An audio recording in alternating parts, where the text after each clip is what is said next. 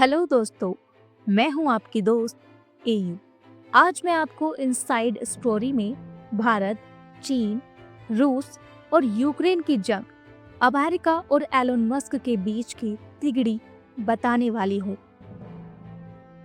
Ukraine रूस युद्ध सिर्फ दो देशों के बीच युद्ध नहीं है।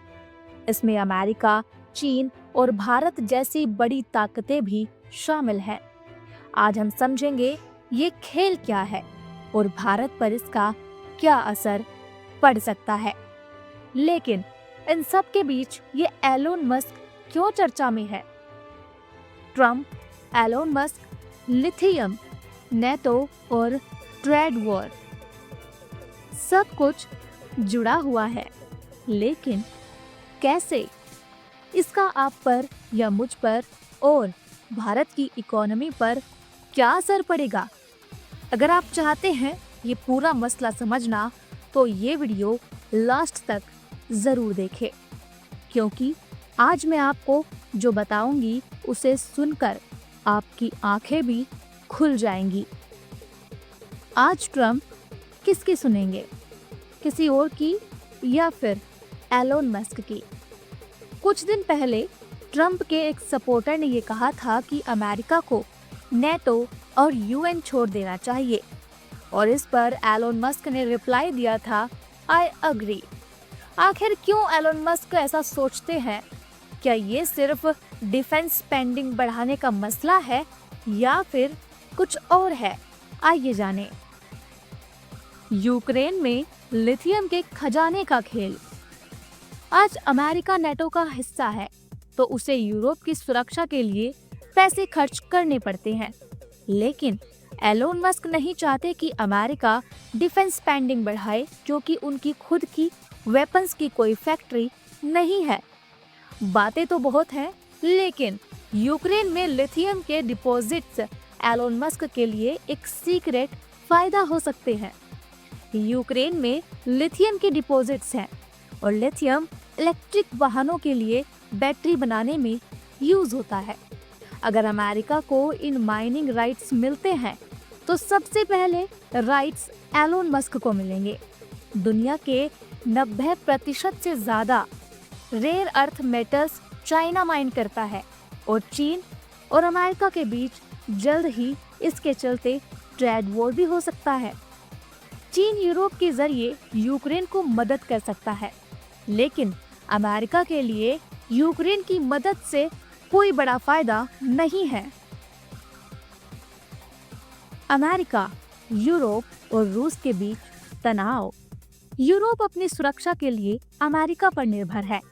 अब अमेरिका यूरोप को एक स्थायी दोस्त नहीं बल्कि एक टेम्परेरी दोस्त की तरह देखता है। ट्रम्प ने यूरोप के खिलाफ धमकी दी थी कि वो यूरोपियन गुड्स पर 25 टैरिफ लगाएगा और वो यूरोप के लिए एक बड़ी समस्या भी हो सकता है।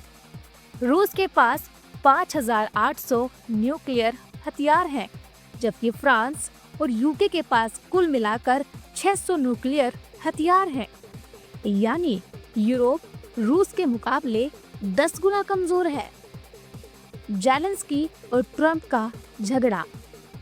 जेलेंस्की और ट्रम्प के बीच व्हाइट हाउस में लड़ाई क्यों हुई थी?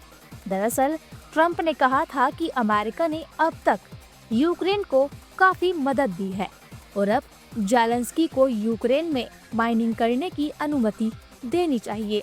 ट्रम्प चाहते हैं कि यूक्रेन अब अमेरिका के लिए माइनिंग राइट्स दे दे, क्योंकि अमेरिका ने ऑलरेडी बहुत सपोर्ट किया है। जेलेंस्की की राय है कि पहले की मदद ठीक थी, लेकिन अब आगे भी फ्यूचर सिक्योरिटी की जरूरत है। यूक्रेन का युद्ध लंबा खींचने का मकसद यही है कि नेगोशिएटिंग पावर बढ़ सके। लेकिन इन सब के बीच सबसे बड़ा सवाल ये है कि इसका भारत पर क्या असर पड़ेगा। आइए आपको बताते हैं। वैश्विक असर और भारत पर प्रभाव। अगर अमेरिका की अर्थव्यवस्था में गिरावट आती है तो इसका ग्लोबल इकोनॉमी पर असर तो जरूर पड़ेगा, क्योंकि अमेरिकी स्टॉक मार्केट एक बबल में है और अगर अमेरिका के मार्केट में क्रैश होता है तो ग्लोबल रिसेशन आ सकता है। भारत के लिए ये बुरी खबर हो सकती है, क्योंकि भारत और अमेरिका के बीच व्यापार बढ़ने वाला था। भारत की फार्मा इंडस्ट्री भी चाइना पर निर्भर है और चाइना भारत को आर्म ट्विस्ट करने की कोशिश कर सकता है। अमेरिका एक सुपर पावर है और हर एक सुपर पावर अपनी इंटरेस्ट को सबसे पहले रखता है। दोस्ती हो या फिर पुराने वादे, ये सब मायने नहीं रखते। मायने रखता है तो सिर्फ प्रॉफिट। वैसे आपको क्या लगता है, भारत को अमेरिका पर ज्यादा भरोसा करना चाहिए? कमेंट में बताइए और वीडियो को लाइक, शेयर और चैनल को सब्सक्राइब करना ना भूलें।